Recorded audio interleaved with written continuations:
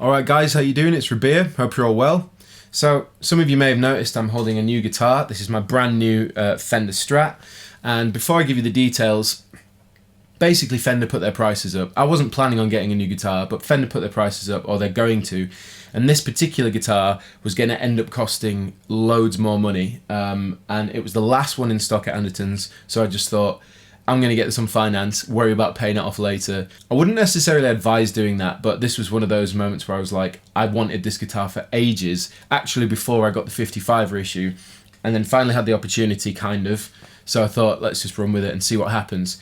So although I don't technically own this guitar yet, I very much plan to, and I'm very happy with it.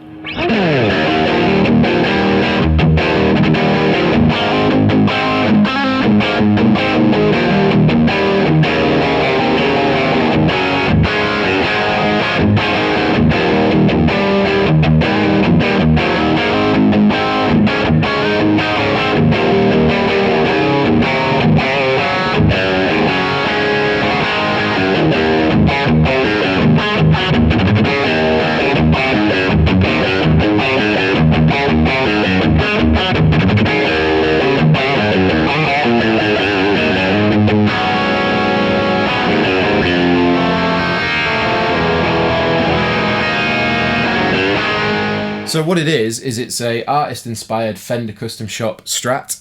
It's a 61 reissue, and the artist inspired by is John Mayer. I love John Mayer's music and his guitar playing, and I think he's a real inspiration to me as of late. And I really enjoy the guitar that he has, although it's built by John Cruz and it's like 30 grand or something. There's only 80 of them in the world. I was never going to own one. But when I found out Andertons were doing a run of artist-inspired guitars with the Fender Custom Shop, I was really excited because it's the same, roughly the same spec as the John Mayer one. Same colour. It's got nitro lacquer on the neck, the gold hardware, which is really tasty, and the pickups are the same. I think they're some sort of the Fat 60s or something like that. I'll put an annotation below exactly what they are.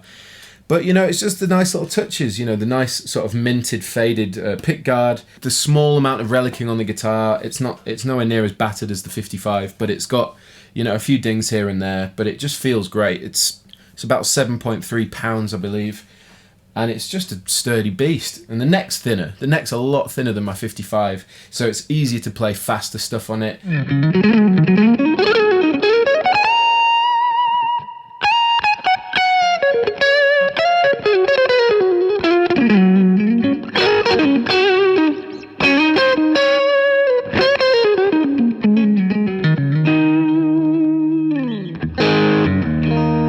Of course, it's a rosewood fretboard, so it's a different sound. It's a little bit snappier than the 55. It's got a little bit more, it rings a bit, it sings a little bit more over the guitar as opposed to the 55, which has certain resonant sweet spots, but the 55 does sound warmer.